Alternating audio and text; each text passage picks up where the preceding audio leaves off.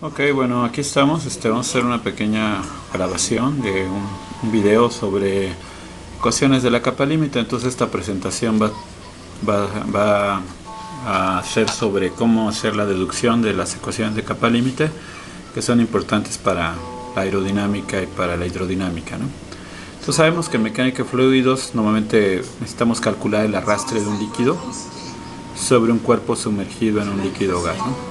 Entonces la capa límite sabemos que es un fenómeno que aparece en la aerodinámica y generalmente se forma una capa delgada alrededor de ciertos cuerpos cuando están sumergidos y cuando pasa ya sea el agua o el aire alrededor de ellos, ¿no? Entonces en esa capa límite es donde se forman la mayoría de los esfuerzos viscosos o de arrastre. La velocidad del fluido cambia de una velocidad igual a la superficie del cuerpo hasta el valor de la velocidad donde está lejos del cuerpo, ¿no? Por ejemplo, la velocidad del agua o del aire que está pasando cerca. ¿Ok? Entonces vamos a ver en qué nos basamos para hacer nuestra deducción. Vamos a basarnos en usar la ecuación de cantidad de movimiento, o sea, vamos a hacer un balance de ecuación de cantidad de movimiento. Y las suposiciones es que el fluido es incompresible, que es estacionario, que no hay variaciones de presión en la dirección Y, la mayoría de las variaciones de presión es en la dirección X, más bien al revés, en la dirección X. La viscosidad es constante y las fuerzas debidas a los esfuerzos viscosos en la dirección Y son despreciables. Vamos a ver que la mayoría son en la dirección X. Entonces vamos a pasar otra vez al diagrama que les había mostrado hace rato. Entonces aquí vemos cómo es la capa límite. Aquí tenemos el pequeño cubo donde es nuestro volumen de control. Aquí es donde vamos a necesitar las fuerzas y los flujos de masa. Aquí está amplificado ese volumen de control. Se dan cuenta, aquí está la velocidad U y aquí está la velocidad U a la salida, U más parcial de U con respecto a X por diferencial de X. Y también tenemos la presión del lado izquierdo, P de Y, más la presión o la fuerza de presión al lado derecho, que es P más parcial de P respecto a X, diferencial de X por dy. En este lado tenemos, por ejemplo, la fuerza viscosa. Aquí tenemos mu por dx por parcial de u con respecto a y. Y en la parte superior tenemos esa misma fuerza viscosa, pero con el cambio que hay debido al cambiar de posición. Aquí tenemos mu de x, pero aquí tenemos parcial de u respecto a y, más esta variación del gradiente de velocidad, que es parcial de con respecto a y de la derivada de u con respecto a y. Ok, entonces vamos a pasar. Vamos a ver qué más estamos suponiendo. Sabemos que es mejor trabajar con volúmenes de control que con elementos de masa en mecánica de fluidos. En la masa puede fluir hacia adentro o hacia afuera, que es lo que vamos a calcular para hacer un balance de masa. Y también vamos a hacer un balance de fuerzas. Entonces, que en este caso va a ser la sumatoria de fuerzas igual a un aumento de la cantidad de movimiento en la dirección resultante. Pueden ser fuerzas de superficie o pueden ser fuerzas de cuerpo, ¿no? Ok, entonces seguimos, volvemos a ver el diagrama. Nada más que ahora vamos a pasar al pizarrón para que explique estos conceptos. Ok, entonces ahí está, vamos a hacer el flujo de la masa en la dirección X. Ok, entonces este soy yo, Miguel Montezuma. Vamos a hacer un pequeño balance. Primero acomodamos nuestra cámara para poder ahí tenemos, ahí hace rato había hecho un video pero no quedó tan bien, vamos a volver a repetir. Entonces se dan cuenta, ahí voy a dejar el cubo que tenía del lado izquierdo.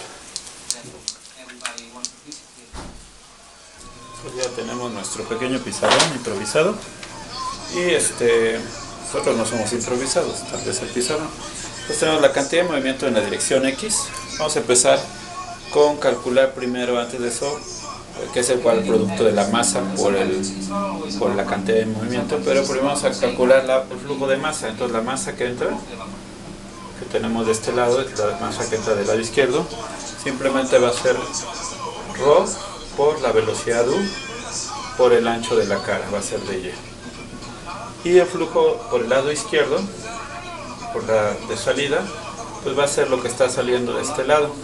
Que tenemos ρ por u más el cambio de velocidad parcial de u con respecto a y con respecto a x de x y todo esto por dy también.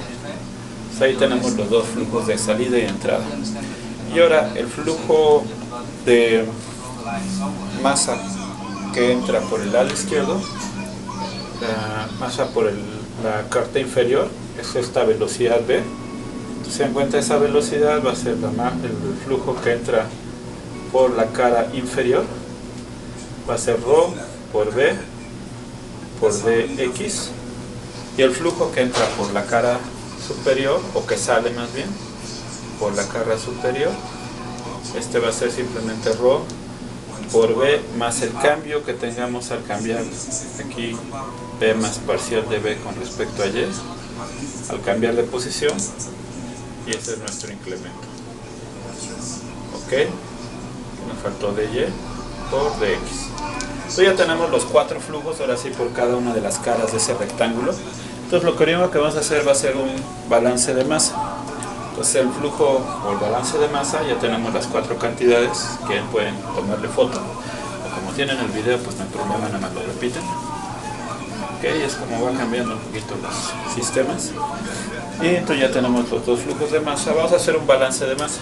Entonces con eso podemos calcular un balance de masa, y de ese balance de masa nos queda ρ por la velocidad de entrada por dy más ρ por la velocidad en la cara inferior, ρ por b por dx. Esto que va a ser igual al flujo de salida por la cara derecha. Tenemos ρ por u más parcial de u con respecto a y, con respecto a x, dx, y esto por dy, y luego más el flujo de salida en la cara superior. ¿Están de acuerdo? Esto va a ser ρ por b más parcial de b con respecto a y de y, y esto por dx. Y aquí es muy fácil, hay que observar la ecuación, es lo primero que tenemos que hacer. De este lado, este término se anula con este otro término, aquí con dy, y este término se anula con este término. Si se dan cuenta, nos quedan solo 2 términos, que es parcial de u con respecto a x, más parcial de b con respecto a y. Los dos están multiplicados por dx por dy, y esto es igual a 0. Esto podemos anularlo, dividir entre dx y y, y nos queda igual a 0 directamente. Entonces ya tenemos nuestra primera ecuación, que es la ecuación de continuidad. ¿Ok? Muy bien.